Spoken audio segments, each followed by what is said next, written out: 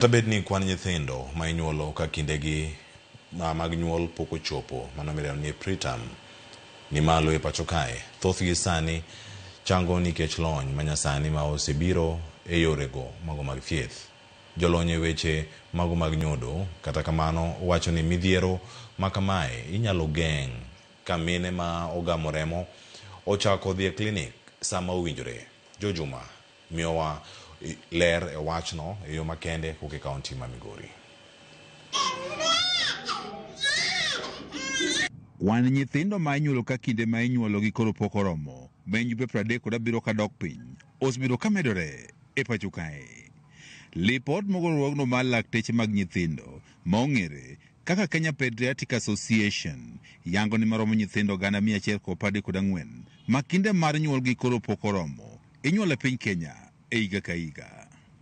Nyithindo ma inyuolo ma kindegi pok oromo kelo atamalo maduong' mag nyithindo ma osebedo ka wito ngimagi e pacho kae kapok ochopo hikgi mar 5. Lipot yango ni kuom nyithindo maromo 1,000 ma inyuolo e piny Kenya, maromo 21 wito ngimagi. Lek mar piny Kenya, mana kaka pinje mamoko, en duoko kwan ni piny nyaka nyithindo 12 kuom nyithindo 100 ma inyuolo. E ng'wech mar konyo piny Kenya chopo lekni, osiptendego mag piny owacho kod mago mag piny owacho e kaunti ma Migori medo jiwo okenge mag duoko piny thoge mag nyithindo ma inyuolo ka kinde mar nyuolgi koro pok ochopo. Pacha to nang'e ni nyathino nok nyal survive. Kata ka nabiro NBU ka mokwongo, apenjo daktari ni to daktari nyathina ni be obro dongo adier? Mano to kanyal wacho, nyathine thin ma kata nobuoga ka nanene. Pok naneno e kit ngimana, pok naneno nyathi matin kamano. Moto ni ile kuwa na hofu, ukiona mtu yako ni mdogo, anapungua kilo, unakuwa na uoga fulani, saa ingine hofu, lakini Mungu anasaidia, tunaenda vizuri. E kinde limbe mar osiptendego mopogore ma oting'o osiptal maduong' ma Migori Level 4 kod osiptal ma St. Joseph Ombo Mission, ne wayudo ni nitie lony mathoth ma sani tiyo godo e rito nyithindo ma inyuolo ka kinde mar nyuolgi koro pok oromo. Kwa wale watoto wadogo, the extreme low birth weight, the preterm babies, the very low birth weight na the low birth weight, tuna huduma, tuna vifaa, tuna incubators, tuna the CPAP kwa wale ambao kupumua kwao ni tatizo. Mine mathoth manonyuolo nyithindo ma kinde mag nyuolgi koro pok oromo mayande ne onge geno, sani koro nyalo dok dala bang' nyithindgi koro kuo. Pata mtoto premature, nilijifungua through C-section. Mtoto alikuwa 32 weeks 4 days. 1.5 alikuwa anapunguza akiongeza. Hii ni mara ya kwanza kupata shida kama hiyo, lakini sahii afadhali. Carolina Wuor en achiel kuom mine ma sani nitiere kod mor bang' nyathine mane onyuolo ka kinde ne pok oromo kuo.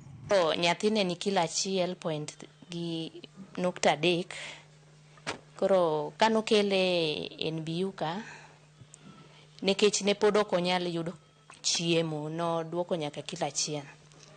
Koro kilo 1 no kaluwore gi tich mane dakteche gi timo kama ber, nyathino duogo oidho kilo mos mane waduogo wuok en kilo 1.7. Koro nyaka gi sani nyathi dhi maber, sani en gi kilo 7.2. Aneno ka ngimane ber, dende be ber. Kata bed ni kwan nyithindo ma inyuolo ka kinde magi koro pok ochopo, osebedo ka kuo, osebedo ka okelo kibaji mathoth. Safari si rahisi.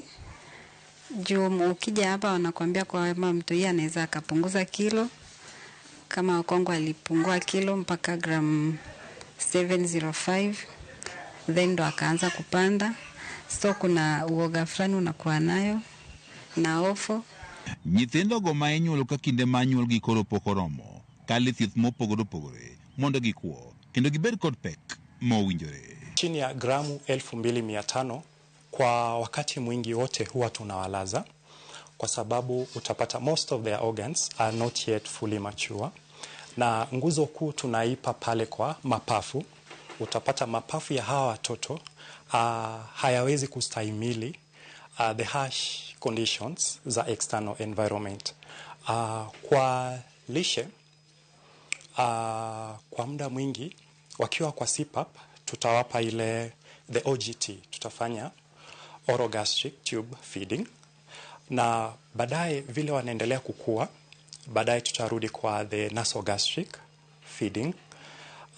Kule akitoboa gramu 1500, sasa tutaanza tunamuhimiza huu mama, tunafanya kwa kipindi chochote wakiwa stable, tunafanya ile kangaroo mother care.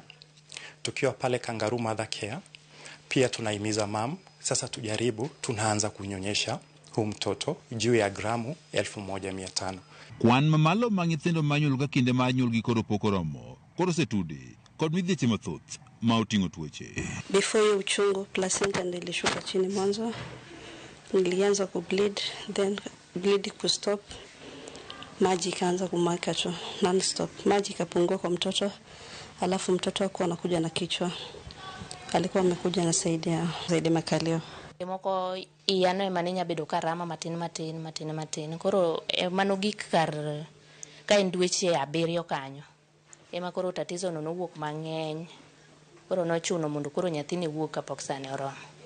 Mine bende ma nutrition bende nyalo yudo nyithindo matindo kamano. Tuoche, wan gi tuoche moko bende ma kaka malaria biro kaka complication, to miyo mama yudo ich wuok chon kapok ochopo ndalogi. Nyathi monyuol ma kinde ne pok oromo, ma pekne ni piny kabisa, e osiptalno ma St. Joseph Ombo Hospital ne nitie kod grams 500, te osiptalno maduong' ma Migori level 4 ne nitie kod grams maromo 600. Laktar ma nyithindo osiptal maduong' ma Migori Tom Mondiek wach ni omor ka nyithindo mathoth ma sani onyuol ma kinde magi koro pok oromo, thoth gi kuo nikech lony e weche thieth ma osebiro. Wach ma kama osir kod laktar ma nyithindo osiptalno ma St. Joseph Ombo, Chamson Nyambogo. E wadwa kae nyathi mwasebedogo ma kilo nene tin mogik ne kilo grams 600. Nyathini nobedo ka aming'a more than nobedo dweche 3 madhi dweche 4, to nowuok kane ober.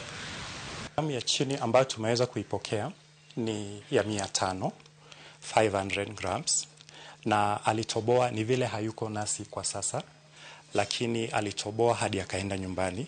Kada ben nyithindo mathoth ma onyuol ka kinde margi koro pok oromo kuo, moko kuomgi bedo kod tuoche mopogore opogore e kit ngimagi duto, kaka lero kod laktar ma nyithindo osiptal maduong' ma Migori level 4 Tom Mondiek.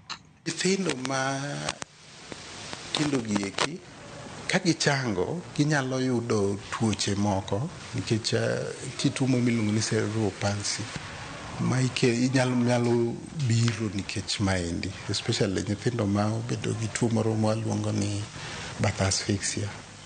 Jolony wechego mag thieth wacho ni moko kuom midhiero mamiyo nyithindo koro nyuolo ka kinde margi koro pok oromo inyalo geng' ka miyo pok ogamo remo kata kindeno ma osegamo remo.